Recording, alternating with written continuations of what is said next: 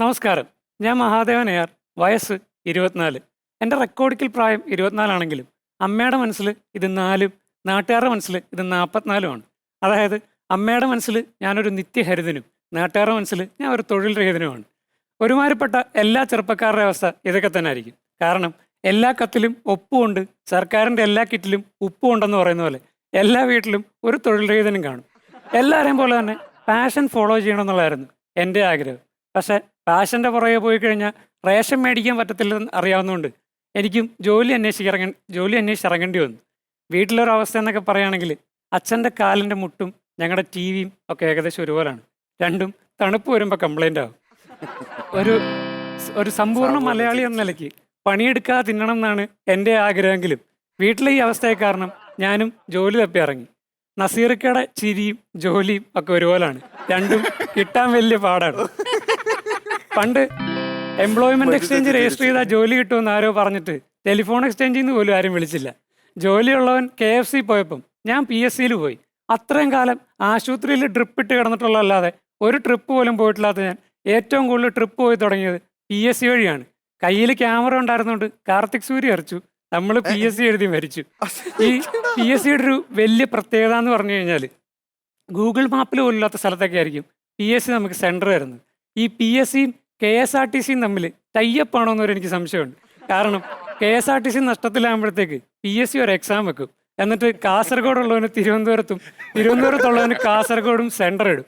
ഇത് എഴുതാൻ പോകുന്നവൻ്റെ അവസ്ഥയാണെങ്കിൽ വഴിയും പുഴ അറിയാതെ പല ബസ് മാറി കയറി ഓട്ടോ ഒക്കെ വിളിച്ച് ഒരുവിധം സെൻറ്റർ കണ്ടുപിടിച്ച് അവിടെ നിന്ന് ചെന്ന് ഇരിക്കുമ്പോഴായിരിക്കും ഒന്നാമത്തെ ചോദ്യം. രാമു 5 കിലോമീറ്റർ കിഴക്കോട്ട് പോയിട്ട് 8 കിലോമീറ്റർ വലത്തോട്ട് പോയി. അവിടെ നിന്ന് ഒരു 4 കിലോമീറ്റർ പുറകോട്ട് നടന്നു കഴിഞ്ഞാൽ രാമു ഇപ്പം എവിടാന്നൊക്കെ. ഇതിൻ്റെ ഉത്തരം നമുക്കറിയത്തില്ലെങ്കിലും നമ്മൾ സെൻറ്റർ കണ്ടുപിടിക്കാൻ പെട്ട പാടൊന്നും രാമുവിന് പെടേണ്ടി വരത്തില്ലെന്ന് നമുക്കറിയാം. പിന്നെ PSCയുടെ ഒരു മാസ്റ്റർ പീസ് ചോദ്യമാണ്. ഒരാളെ ചൂണ്ടിക്കാണിച്ചിട്ട് പറഞ്ഞു, എൻ്റെ അമ്മയുടെ അമ്മാവൻ്റെ അളിയനാണ് പുള്ളിയുടെ അമ്മയുടെ അമ്മാവൻ്റെ അനിയൻ എന്നൊക്കെ. അങ്ങനെയാണെങ്കിൽ ഇവർ തമ്മിലുള്ള ബന്ധം എന്നാന്നൊക്കെ. ഇതിൻ്റെ ഉത്തരം കണ്ടുപിടിക്കാനായിട്ട് ഞാൻ ആലോചിച്ചിട്ട് എൻ്റെ അമ്മായിക്ക് മാത്രമേ പറ്റത്തുള്ളൂ. കാരണം ഏത് കല്യാണത്തിനോ ഫംഗ്ഷനോ പോയാലും ഏതെങ്കിലും ബന്ധിന് കണ്ടവരുമായിട്ടുള്ള ബന്ധം വരെ അമ്മായി ഓർത്തെടുക്കും. നാട്ടുകാരുടെ ഓരോരോ ചോദ്യങ്ങൾ കാരണമാണ് ഞാൻ ഈ PSCക്ക് പോയത്. അപ്പോൾ PSC ഒരു മര്യാദയില്ലാത്ത ചോദ്യങ്ങളാണ് ഇങ്ങോട്ട് ചോദിക്കുന്നത്. അതുകൊണ്ട് ഞാൻ എന്തെങ്കിലും പ്രൈവറ്റ് ജോലി പിടിക്കാമെന്ന് വെച്ചു. ഈ പ്രൈവറ്റ് ജോലി കുറച്ച് നാൾ തപ്പി നടന്നപ്പോഴാണ് എനിക്ക് മനസ്സിലായത് ഈ പ്രൈവറ്റ് കമ്പനിയിലെ സെക്യൂരിറ്റി നമുക്ക് ഗേറ്റ് തുറന്നു പറഞ്ഞാൽ പോലും വേണം മിനിമം 2 വർഷം എക്സ്പീരിയൻസ്. എൻ്റെ ഒരു കണ്ടത്തിൽ വെച്ചിട്ട് ഈ പ്രൈവറ്റ് മേഖല മൊത്തം നോക്കുകയാണെങ്കിൽ പ്രൈവറ്റ് ബസ് ഒഴിച്ച് വേറെ എവിടെ കയറണേലും 2 വർഷമെങ്കിലും എക്സ്പീരിയൻസ് വേണം. ഇതും നടക്കത്തില്ലെന്നായപ്പോൾ ഞാൻ എന്തെങ്കിലും ഓൺലൈൻ ജോബ് പിടിക്കാമെന്ന് വെച്ചു. ഈ ഓൺലൈൻ ജോബും ഇപ്പോഴത്തെ കാമുകിമാരും രണ്ടും ഒരുപോലാണ്. രണ്ടും ഓൺലൈൻ തട്ടിപ്പാണല്ലോ. കാമുകി നമ്മുടെ കയ്യിൽ നിന്ന് കാശ് മേടിച്ചിട്ട് എന്തെങ്കിലും പണി തന്ന് പറ്റിക്കും.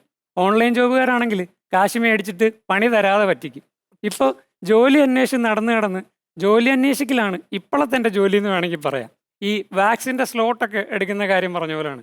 അതായത് ആദ്യമൊക്കെ നല്ലത് കിട്ടിയാലേ പോകത്തുള്ളെന്നായിരുന്നു, ഇപ്പോൾ എന്തെങ്കിലും മതി എന്നാണ്.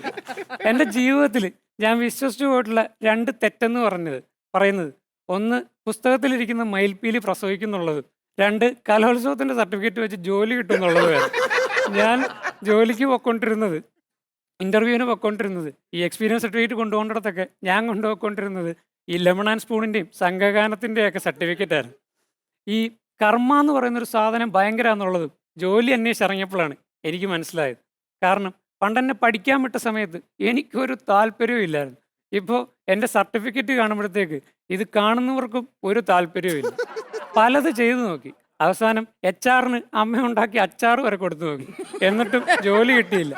പിന്നെ ആകെയുള്ളൊരു സമാധാനം എന്ന് പറയുന്നത് കൂട്ടിന് ആളുണ്ടെന്നുള്ളതാണ്. കൂട്ടുകാരനൊരു MBA-കാരൻ ഇപ്പം തുമ്പിയെ പിടിച്ച് കളിക്കുകയാണ്. കമ്പ്യൂട്ടർ എടുത്തിട്ട് കോഡിങ് പഠിക്കാൻ പോയവരുത്തൻ ഇപ്പം ലോഡിങ്ങിന് പോകും. എൻ്റെ അഭിപ്രായത്തിൽ സർക്കാർ ഈ ഭവനരഹിതർക്ക് വായ്പയും സബ്സിഡിയൊക്കെ കൊടുക്കുന്ന പോലെ തൊഴിൽ രഹിതർക്ക് എന്തെങ്കിലും ആനുകൂല്യങ്ങളൊക്കെ തരുമായിരുന്നെങ്കിൽ എന്നെപ്പോലുള്ളവർക്ക് PSC ട്രിപ്പിന് പോകാനുള്ള വകുപ്പെങ്കിലും ആയേനെ. സൂപ്പറായിരുന്നു.